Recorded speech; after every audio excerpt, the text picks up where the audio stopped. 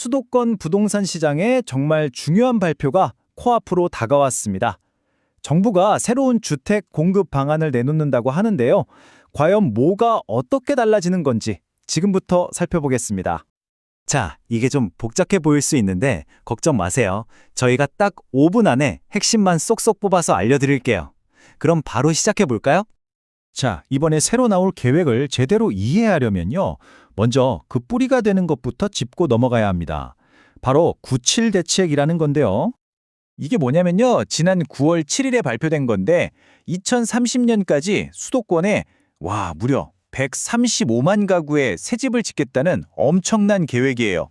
이 숫자는 꼭 기억해 두셔야 해요. 앞으로 나올 모든 이야기의 기준점이 되거든요.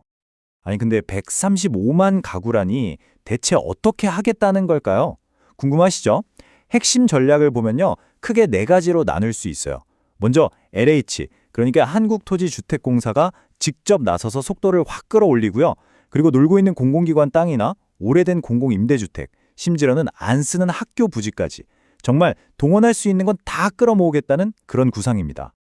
자, 그럼 기존 계획이 이랬는데 이번 발표로 뭐가 어떻게 더 구체적으로 바뀌는지 그게 제일 중요하겠죠? 한번 살펴보겠습니다.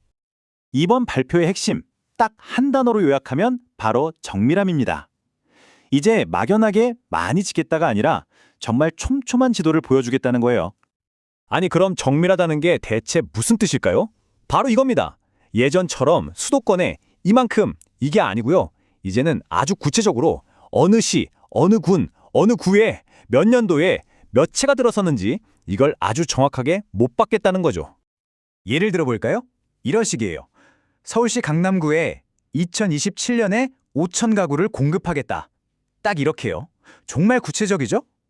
이렇게까지 하는 이유는 시장에 떠도는 불확실성을 싹 없애고 우린 이렇게 할 거니까 믿어달라는 아주 명확한 신호를 보내는 겁니다.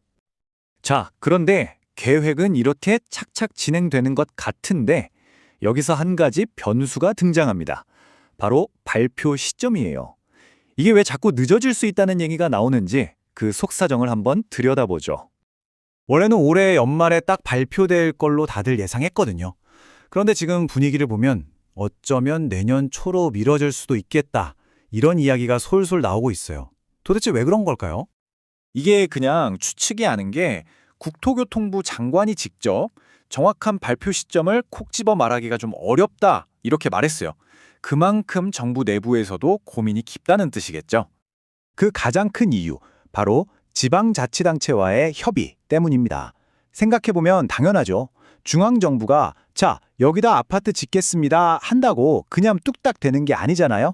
그 땅이 있는 시, 군, 구와 다 조율을 해야 하는데 이 과정이 생각보다 쉽지가 않은 겁니다. 자, 그럼 지금까지 나온 얘기들 머릿속이 좀 복잡하실 수 있는데요.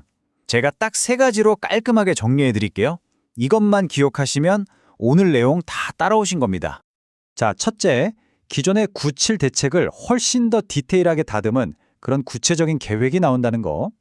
둘째, 그 계획에는 어느 동네에 몇 년도에 몇 채가 들어서는지 아주 구체적인 숫자가 담길 거라는 점. 그리고 마지막 셋째, 이 모든 건 각 지역, 그러니까 지자체와의 협의가 끝나야 발표될 수 있기 때문에 발표가 좀 늦어질 수도 있다는 것. 어때요? 간단하죠? 결국 가장 중요한 질문은 이거겠죠. 이렇게까지 정밀하게 공급 계획을 짜면 과연 지금처럼 불안한 수도권 주택 시장을 정말로 안정시킬 수 있을까? 글쎄요, 이 질문에 대한 정답은 앞으로 우리가 시장의 움직임을 통해 직접 확인하게 될 겁니다. 오늘 이야기는 여기까지입니다.